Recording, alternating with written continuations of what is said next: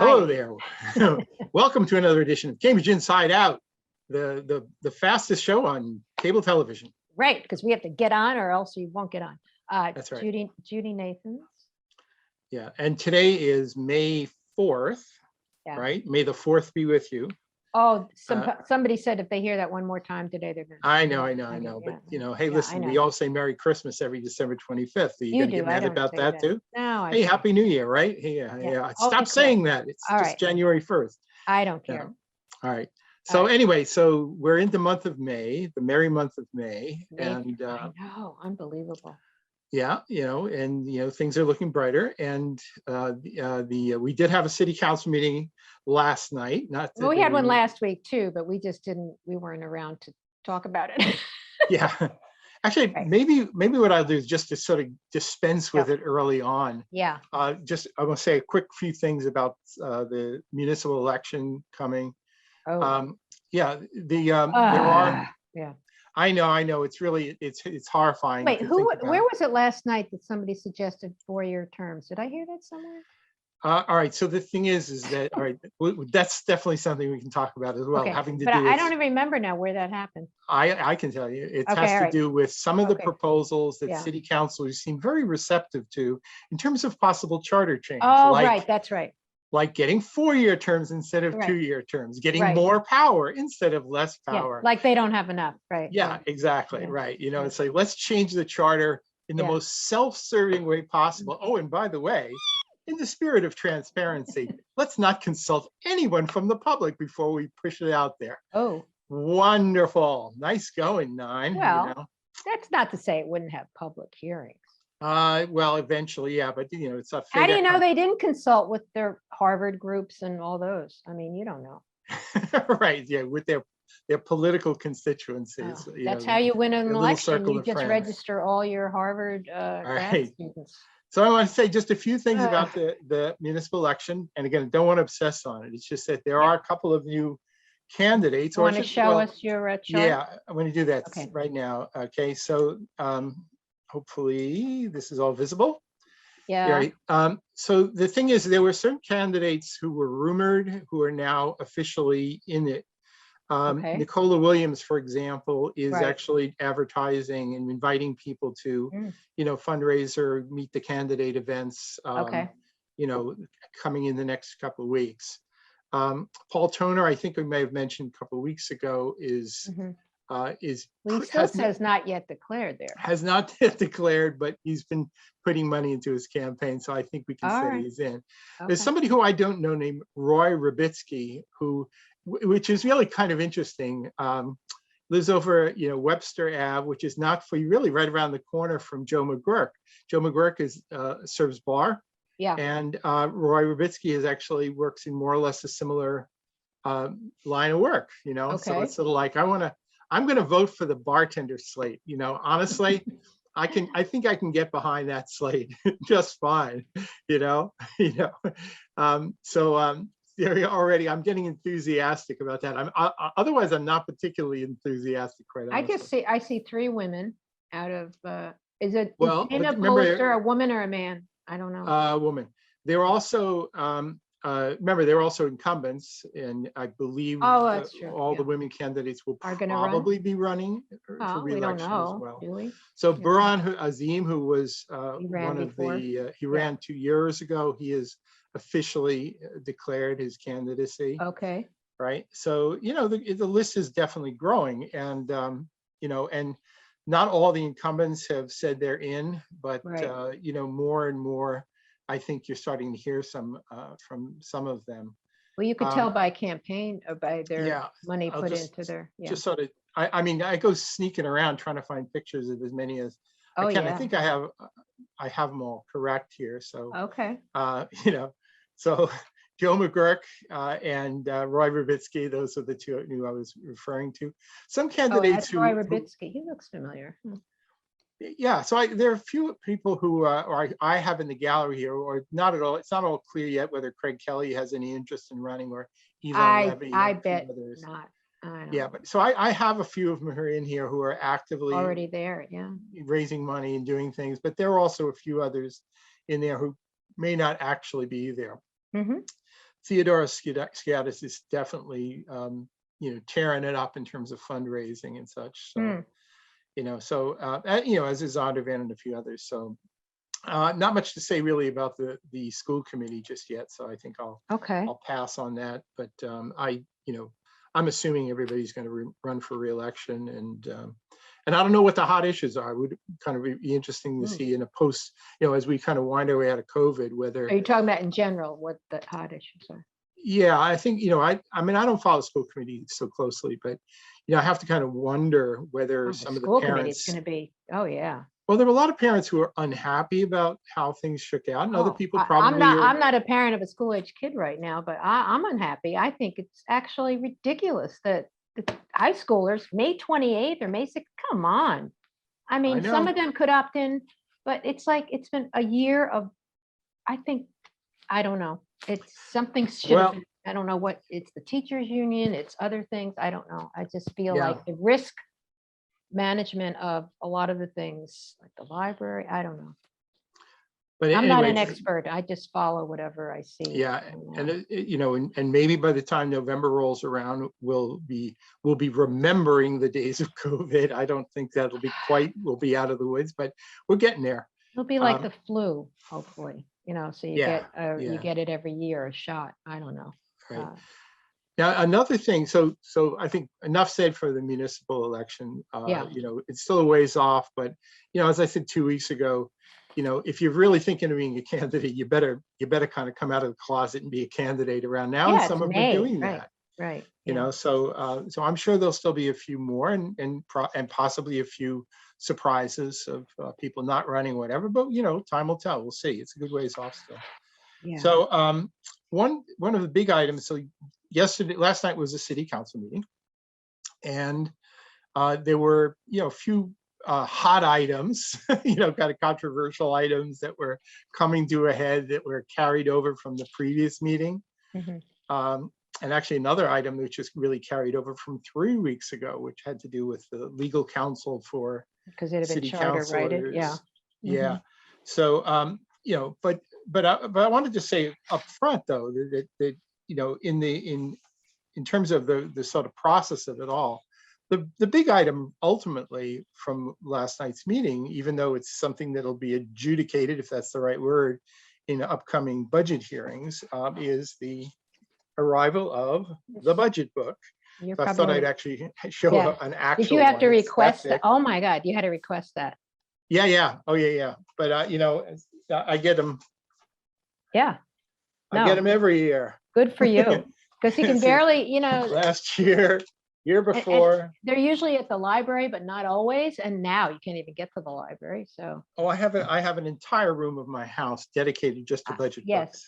Yeah. No, that's not true. Of course, it's not true. Yeah. But they are voluminous. But they're also very interesting. And I might add, and there's a link available off my website and elsewhere, where you can get them.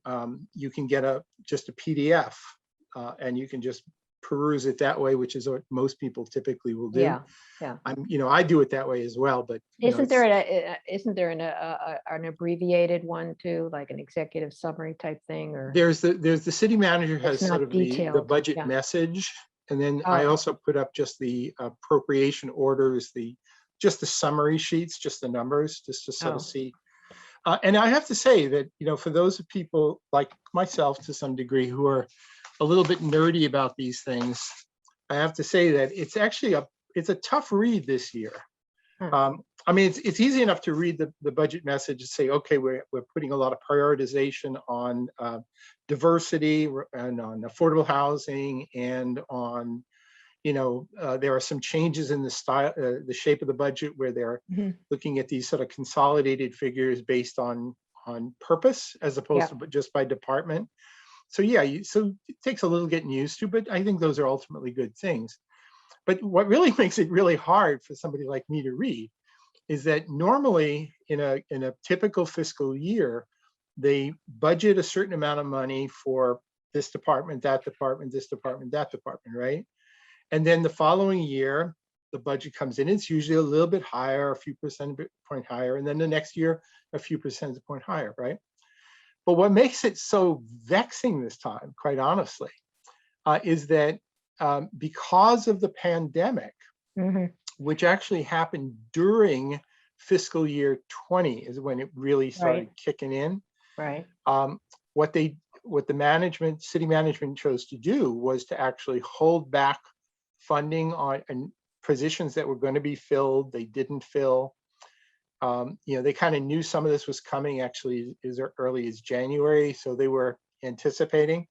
So consequently, the actual amount spent in fiscal 20 was remarkably less than the actual what was budgeted for fiscal 20.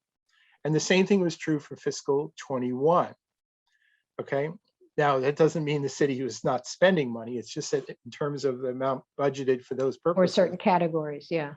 Yeah, everything got kind of moved around. So if you're trying to say, well, the city council, but the budget for the city councilors went up by such and such %, you can't really read it so quickly because, for example, they were budgeted for fiscal 21 because we're reviewing and getting ready for fiscal 22 right now, right? But when they were budgeting for fiscal 21, they were going to make all the city council aide positions full-time positions. Yeah. So they were going to go from 2 employees, in addition to the city councilors, 2 employees in the city council office to 10, right? A rather dramatic increase. And it wasn't like it was just a 2 to 10 exactly, because the council aides were part-time and they were going to go to full-time. So it was a marginal increase, but a substantial increase nonetheless. Part-time at $40-something thousand plus. Right. So then they're going to go up. So they withheld that from the budget well, it was in the budget, but the thing is it went unspent. Yeah. But the plan now is to go full throttle. So the city council is getting a rather dramatic increase in its budget. Travel and training probably wasn't used either, right? Yeah, a lot of these things just went unspent. A lot of programmatic things. But on the other hand, you might say, well, okay, so if the budget was cut back, so what? So the city well, the truth is the revenues also would drop dramatically. Right. I mean, it's all relative, right? Yeah. I mean, hotel, motel stuff. I mean, I don't know when it's going to get worked out, but there's got to be a lot of property tax abatement applications are going to be coming in, especially from commercial properties, which are probably more for commercial than. Yeah. Well, I mean, if you are taxed based on income, or if it's an income producing property, and your income, your property couldn't produce income. That's a good point. Like your rent's right. Yeah. So I don't know. It's going to be interesting. Yeah. Yeah. So I think that the budget office, the finance department have to budget a bit cautiously. Because they probably have some ballpark estimates about what they think revenues are how those are going to shape up. And remember, they don't really want to sock it to the residents that hard. And they never do. That's why the property taxes are not that high here. Right. But the thing is, part of the reason why the property tax for residents is pretty tolerable, in spite of our very high property values, because of the commercial, right? Super high value, but we still end up with a reasonably bearable compared to other towns, property tax levy, right? But it's really because 2/3 of the property tax is covered by the commercial properties, and if nobody likes it. If so many of those were non-performing because of pandemic, that means you got at least 1 year of dramatic decreases in income generation from those properties. So, I've heard Kendall Square was pretty much a ghost town for much of this past year. Things seem to be recovering a little bit now, but there's a lot of office spaces, people still working from home, and a lot of rents were not being paid. I know. You see articles around, I don't know, country here or there. I don't know, just affordable housing should be going into office buildings or something. I mean, I don't know. I mean, there's sort of this talk like it's doable. I don't know if that's true. Well, I mean, you could take a rectangular box can be retrofitted for pretty much any purpose. But it'll be interesting to see what happens, because you're right. The whole work life thing has changed. I'll tell you, it would be nice, sort of like I remember New York back in the early 1970s, where there was all this loft space that used to be like industrial scale buildings. Yeah, but loft spaces aren't like 20 stories up, okay? I know.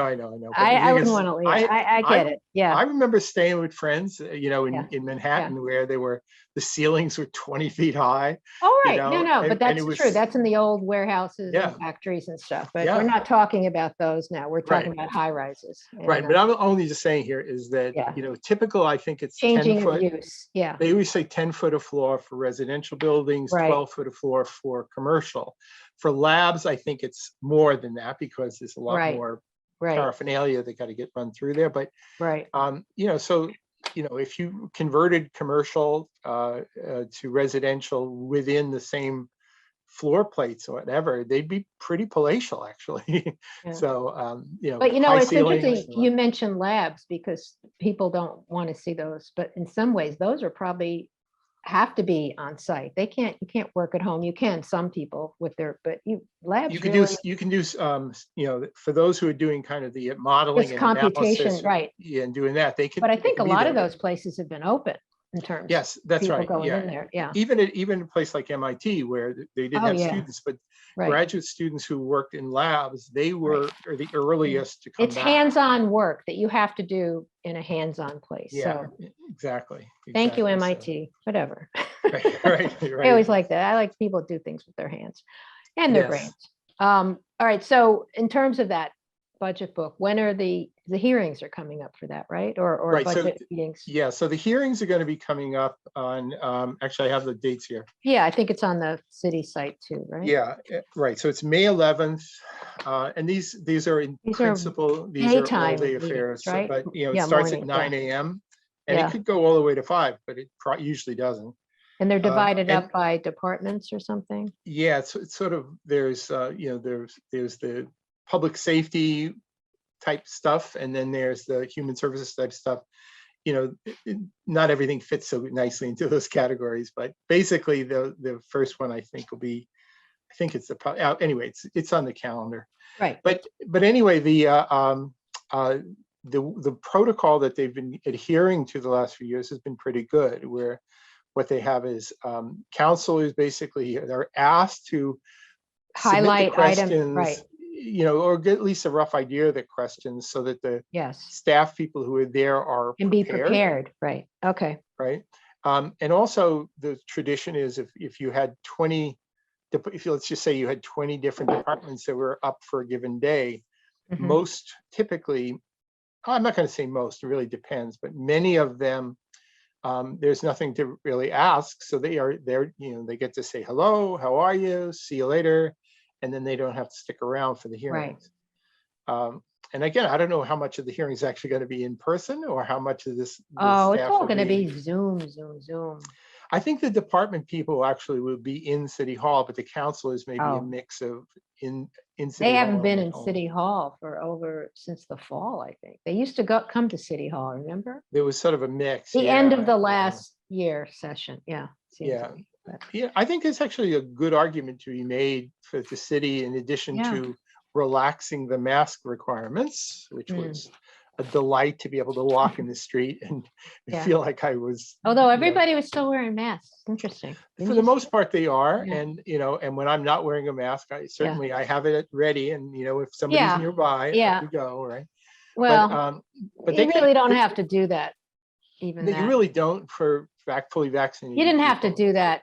I'm sorry, you didn't have to do that back in last May. I mean, that's true. Unless you were going to talk to somebody within 6 inches or whatever for 15. If you're just walking by, you didn't have to cross the street to be somewhere else. But that was the craziness of people, even with masks on. You remember, actually, it's funny. One day we'll all look back and laugh at this, won't we? Yeah, like what did we do? Well, hopefully, I don't know if we'll laugh, but people being horrified. Those runners were running by us along Memorial Drive and they didn't have masks. They're going to kill us all. I have one objection to that. When they're running in a group and they're panting and talking and they're like side by side and you're behind them or something. That potentially could. But no, if you're by yourself as a runner, you're not talking. I know. You know, but whatever.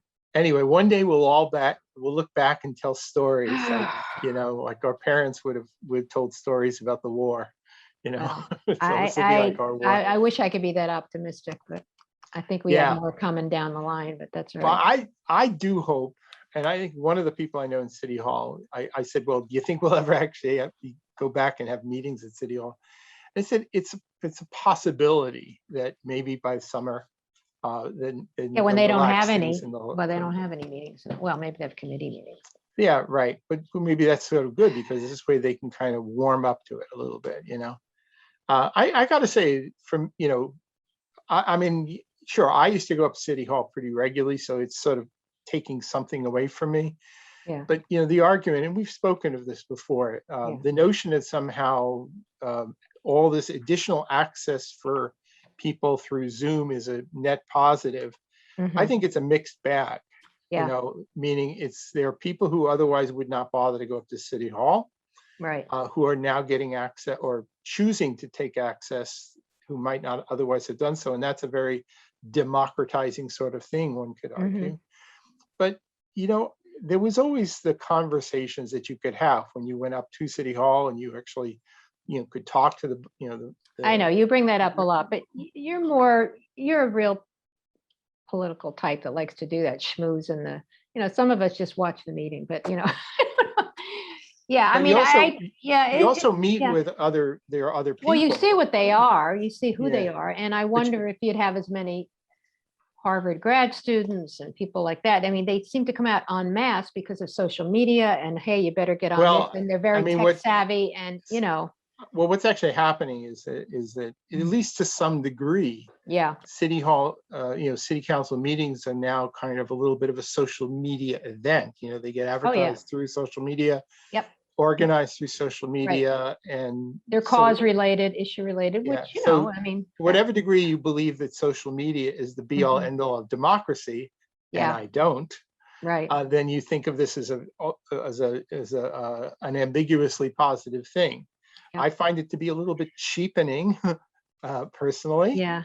But then again, I kind of prefer to actually meet with other residents and talk with them, and then talk to counselors and staff people, whatever. One thing that people aren't mentioning here with all this zoominess of public access to public hearings is that you can't talk to other people at the hearing. You can't sort of be chatting. I guess you can do it all privately through the email or whatever, but it's not like you're really participating in the Zoom meeting.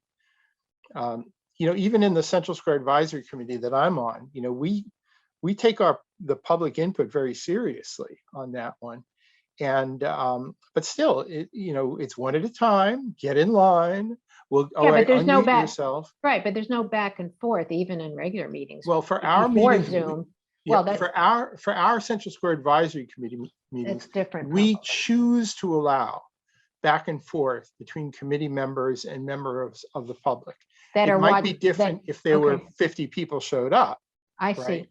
But to whatever degree it's a modest amount of people, we like to have that interaction. So we'll respond. I think, the Recycling Advisory Committee does that a little bit too. Yeah. So, I mean, that's one of the things that I think I think committee meetings of city council meetings should allow be more like that. Like that as well.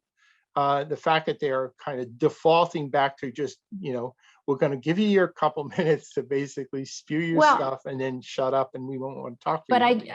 But I remember when they were actually held in person, either in the Ackerman room and you showed up as a public, there was more of that. Because first of all, people see you. There was more of they see you, I see. I don't know. You're right. I mean, I hope it goes back to that in some way. Right. It would typically be the case that, and I don't want to sound too elitist about this, but if you actually had something serious to say and you weren't just griping, but you actually had a good idea, right? Then they would invite you in to the conversation some. They go, well, what did you mean by this? And then you'd actually be a full participant. And that can happen, with in-person meetings a little bit more easily. So I do kind of hope we find our way back. I know we have to eventually, right? Yeah. The pandemic is not forever. And it would be real super cheapening of things if in fact we continue to just operate, kind of remotely, even if we didn't have to. I know. I mean, that's an issue they've been talking about for a while too, is, just how much of this do you want to keep? And I hope remote access, I hope they keep forever. But in terms of the routine stuff, that's a different matter. Yeah. So anyway, that was a big item last night, was just the budget. you know, and we'll see where it goes, right? Well, it You wasn't a know? big, what do you mean it was a big item? They didn't Well, discuss it. no, but it sort of is the big item. It's Right, they're coming, really right, there are but, the things that a city council does as part of its Right. job description that are major right, are hiring a city manager and the other Right. two employees. Though apparently there's the controversy about hiring lawyers, where they want to hire more, but that's another matter. And passing budget and passing ordinances, you know, and the budget is a big piece of what they do. You know, they may not draft the budget, but they do have to approve the budget. right. So, and you know, that said, historically, they virtually never move a dime out of the budget, even though they could. I think this year, though, will it be something about public safety and the police and all that? I don't know that it's really going to change, but you know, maybe they'll do it just so they can say they changed it. But I wonder if So- the budget, actually, the new budget reflects some of that, you know, The- moving money to other, well, don't go into it right now. We only have a minute left, but, The police budget has gone up. right, but, well, then, but weren't they supposed to take some of, either beef up some other areas like mental health stuff, or maybe they beefed up those areas within the police budget? I don't I know. think they're still within the police budget. Yeah, yeah. Okay. So the thing is, that'll become a right. point of controversy. But then Yes. again, Oh. I'm sure the wise persons will simply say that there is a task force currently looking into this, and we Oh, don't right. want to jump the shark, and we Well, have to that's hear true. back There's from a the task force. Right, yeah. So, by the way, they can always change some of the allocations Okay. after the budget's passed. All too, right, so. so, all right, Robert, we have like 20 seconds left, so we should cover in the second segment, some of the other things that happened. Maybe. Yeah, some of the great controversies of the day. Well, So, or just some of the other. or just the sort of cool stuff of the day. Yeah. Well, what passed and more about the Exactly. legal stuff. Okay, so we will see you in next segment. 3 minutes.